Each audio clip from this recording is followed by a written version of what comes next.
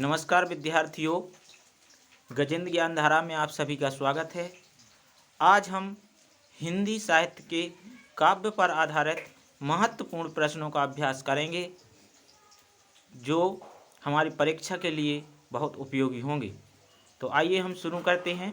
और आज का हमारा जो पहला प्रश्न है वो है, निम्नलिखित में से कौन प्रेमाश्रयी शाखा के कवि नहीं हैं?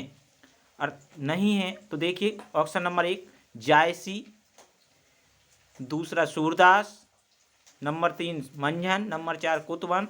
तो देखिए इसमें से नहीं जो पूछा है, जो इसमें से नहीं पूछा है वो होगा सूरदास, क्योंकि सूरदास जो है वो सगुण भक्ति धारा के कवि हैं, कृष्ण भक्ति शाखा के। तो अब आइए हम दूसरे क्वेश्चन पर चलते हैं।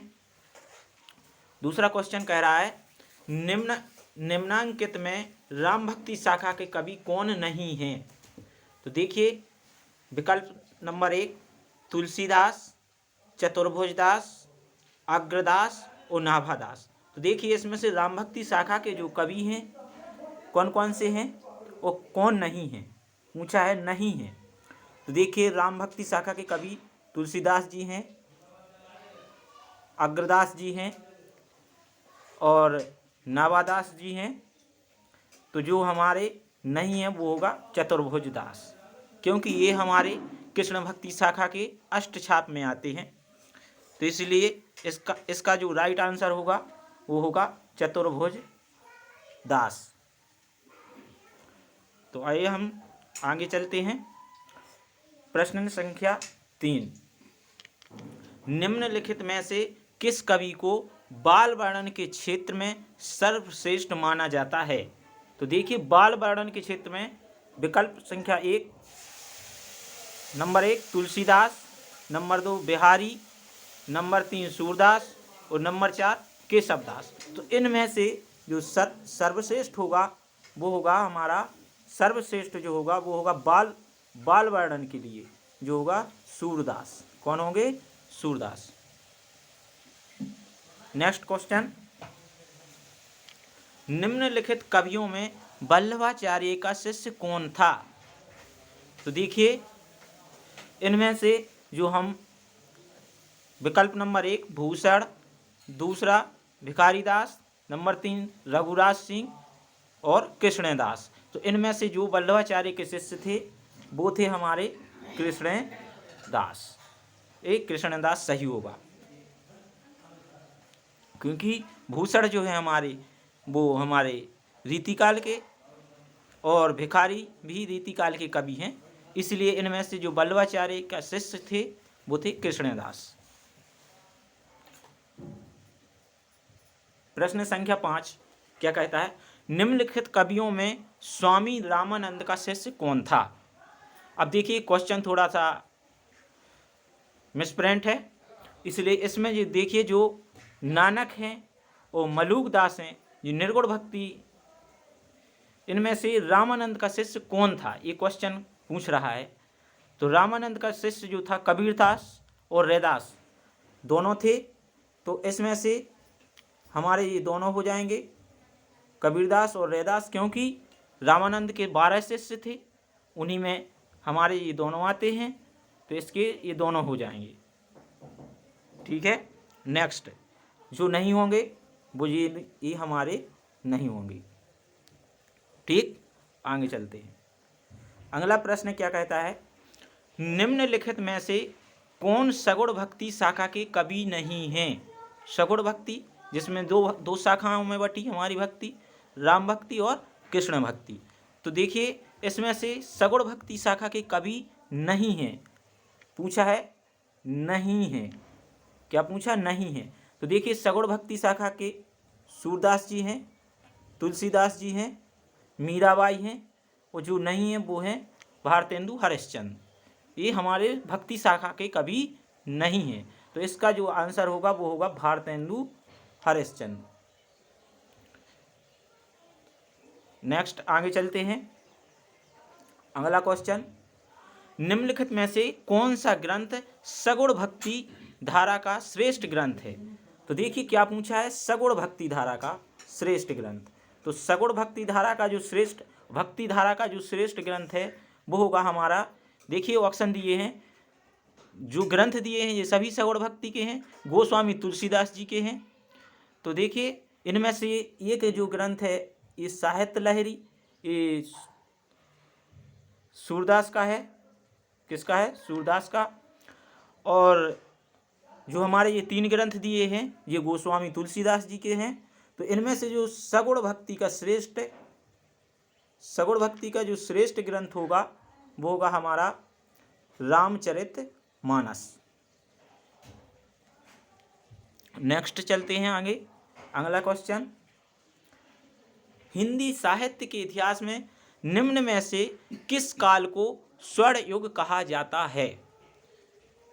क्वेश्चन का तो जो ऑप्शन होगा रीतिकाल, आदिकाल, भक्तिकाल और आधुनिक काल। तो देखिए इसका जो राइट आंसर होगा वो होगा हमारा भक्तिकाल। क्या होगा?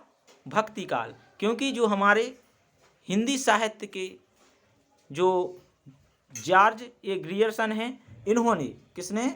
जॉर्ज गियर्सन, जॉर्ज जो ग्रियर्सन जो है, इन्होंने भक्तिकाल को क्या कहा है? स्वर्ण युग कहा है। तो आगे चलते हैं,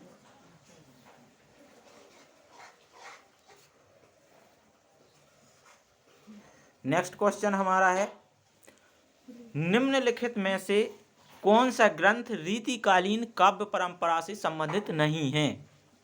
नहीं संबंधित है, सॉरी। निम्नलिखित में से कौन सा ग्रंथ रीतिकालीन काव्य परंपरा से संबंधित है? तो इनमें से जो देखिए ये रामचरितमानस गोस्वामी तुलसीदास जी का है। नंबर 2 बिहारी सतसई, बिहारी सतसई जो है रीतिकालीन काव्य परंपरा का श्रेष्ठ ग्रंथ है। कैसा ग्रंथ है? श्रेष्ठ ग्रंथ है। कौन सा? बिहारी सतसई, रीतिकालीन काव्य परंपरा का श्रेष्ठ ग्रंथ है। और जो हमारा रामचरितमानस है ये भक्ति काल का है। किस काल का? भक्ति काल का है। और जो दीपशिखा है ये महादेवी वर्मा का है। रामचरितमानस गोस्वामी तुलसीदास का है। और जो रश्मिरथी है ये रामधारी सिंह दिनकर का है। इसलिए रीतिकाल का जो सर्वश्रेष्ठ ग्रंथ होगा रीतिकाल का। किस काल का? रीतिकाल का जो सर्वश्रेष्ठ परंपरा से संबंधित ग्रंथ होगा वो होगा बिहारी सतसई। नेक्स्ट क्वेश्चन पर चलते हैं, रीतिकाल की निम्नलिखित प्रवृत्तियों में से कौन सी सर्वाधिक महत्वपूर्ण है? ये पूछा है, सर्वाधिक महत्वपूर्ण है। तो देखिए सर्वाधिक महत्वपूर्ण किस काल की? रीतिकाल की प्रवृत्तियों में से। तो इनमें से जो सर्वाधिक महत्वपूर्ण होगी वो होगी हमारी श्रृंगारिकता। कौन सी होगी? श्रृंगारिकता। ये रीतिकाल की मुख्य विशेषता है। नेक्स्ट क्वेश्चन पर चलते हैं, निम्नलिखित पत्रिकाओं में भारतेंदु हरिश्चंद्र ने कौन सी पत्रिका प्रकाशित की थी? तो देखिए इनमें कविवचन सुधा, सरस्वती, कल्पना और ज्ञानोदय। तो देखिए इसमें से जो सरस्वती है ये तो हमारे महावीर प्रसाद द्विवेदी की पत्रिका है। तो इसमें से जो भारतेंदु हरिश्चंद्र की पत्रिका है जो उन्होंने प्रकाशित की थी वो होगी हमारी कविवचन सुधा। कौन सी होगी? कविवचन सुधा।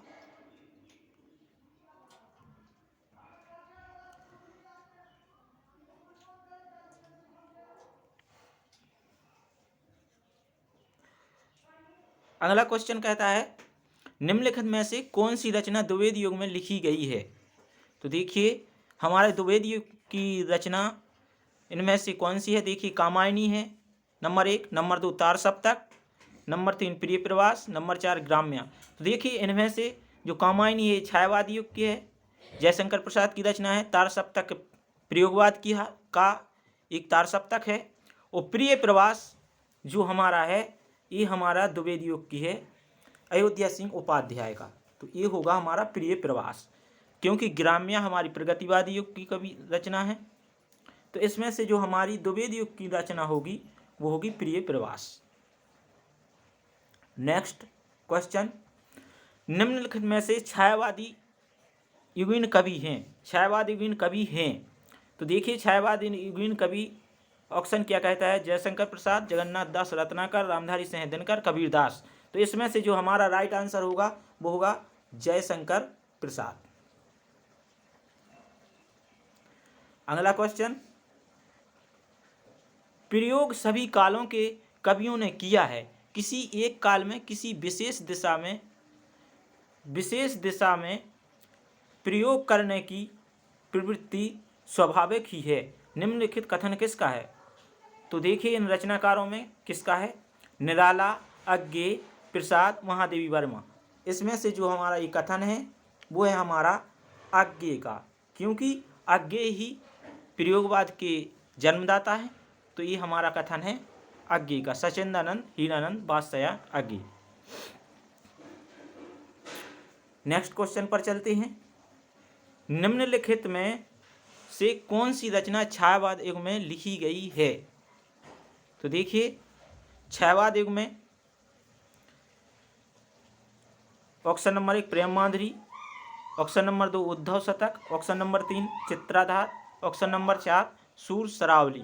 तो देखिए इसमें से जो छायावाद पूछा है, छायावाद की रचना, किसकी रचना छायावाद युग में लिखी गई है, तो इसमें से जो होगा हमारा चित्राधार, जयशंकर प्रसाद की रचना होगी। तो राइट आंसर इसका 3 चित्राधार। नेक्स्ट क्वेश्चन, तार सप्तक का प्रकाशन वर्ष है? तो देखिए हम option number 1 1954, option number 3 1943, option number 2 1943, option number 3 1938, option number 1936। तो देखिए इसमें से जो 1954 है ये हमारी नई कविता है, 1938 ये हमारा छायावाद लास्ट है। तो देखिए 1943 में हमारी जो तार सप्तक है इसका प्रकाशन हुआ था। तो इसका राइट आंसर होगा जो वो होगा 1943, क्योंकि 1943 में तार सप्तक का प्रकाशन किया था हमारे अज्ञेय जी ने। नेक्स्ट क्वेश्चन, निम्नलिखित में से प्रयोगवादी कवि कौन है? तो देखिए प्रयोगवादी कवि भूषण, सुमित्रानंदन पंत, बिहारी और अज्ञेय। तो इसमें से जो प्रयोगवादी कवि हैं, तो प्रयोगवादी कवि जो हमारे हैं वो हैं अज्ञेय। कौन है? अज्ञेय। ठीक, नेक्स्ट क्वेश्चन आगे चलते हैं। नई कविता काव्य संकलन के संपादक थे? तो देखिए इस क्वेश्चन में रामेश्वर शुक्ल और रामनिवास शर्मा, जगदीश गुप्त और रामस्वरूप चतुर्वेदी, बालकृष्ण शर्मा और रामधारी सिंह दिनकर, और अज्ञेय और शिवमंगल सिंह सुमन। तो इनमें से जो हमारा होगा नई कविता काव्य संकलन के जो संपादक थे वो थे हमारे अज्ञेय और शिवमंगल सिंह सुमन। नेक्स्ट क्वेश्चन है, प्रगतिशील लेखक संघ की स्थापना कब हुई? तो देखिए प्रगतिशील लेखक संघ की स्थापना कब हुई ये पूछा है। तो इसमें ऑप्शन नंबर 1 1943 ईस्वी, ऑप्शन नंबर 2 1954 ईस्वी में, ऑप्शन नंबर 3 1938, ऑप्शन नंबर 4 सन 1936 ईस्वी। तो इसका जो राइट आंसर होगा वो होगा 1936। कौन सा होगा? 1936, क्योंकि 1936 में हमारे मुंशी प्रेमचंद, देखिए 1936 में इसी समय भारत में लखनऊ में 1936 में हमारा पहला अधिवेशन हुआ था। इसी अधिवेशन में लेखक संघ की स्थापना हो गई थी और इसी प्रथम अधिवेशन को भारतीय प्रगतिशील लेखक संघ भी कहा जाता है। तो इसका जो राइट आंसर होगा 1936। नेक्स्ट क्वेश्चन, और जो प्रगतिशील लेखक संघ के अध्यक्ष थे वो थे हमारे मुंशी प्रेमचंद, क्योंकि यही सभापति थे इस अधिवेशन के। नेक्स्ट क्वेश्चन, निम्नलिखित में से कौन छायावादी कवि हैं? तो देखिए पूछा है छायावादी कवि हैं, तो हमारा देखिए इसमें पूछा है सूर्यकांत त्रिपाठी निराला, कवि भूषण, बिहारी, रामधारी सिंह दिनकर। तो देखिए इनमें से हमारे जो छायावादी कवि हैं, कौन से छायावादी कवि हैं, वो होंगे हमारे, कौन होंगे? छायावादी जो कवि होंगे वो होंगे हमारे सूर्यकांत त्रिपाठी निराला। कौन होंगे? सूर्यकांत त्रिपाठी निराला, क्योंकि बिहारी जो हैं वो रीतिकाल के कवि हैं, भूषण भी रीतिकाल के कवि हैं, और रामधारी सिंह जो दिनकर हैं वो राष्ट्रीय सांस्कृतिक काव्यधारा के कवि हैं। तो इस प्रकार से आज हमने 20 क्वेश्चनों का अभ्यास किया, और आप सबको ये समझ में भी आया होगा। तो आशा करता हूँ यदि आपको हमारे क्वेश्चन आपकी परीक्षा में उपयोगी हों तो चैनल को लाइक और सब्सक्राइब करें। जय हिंद, जय हिंदी।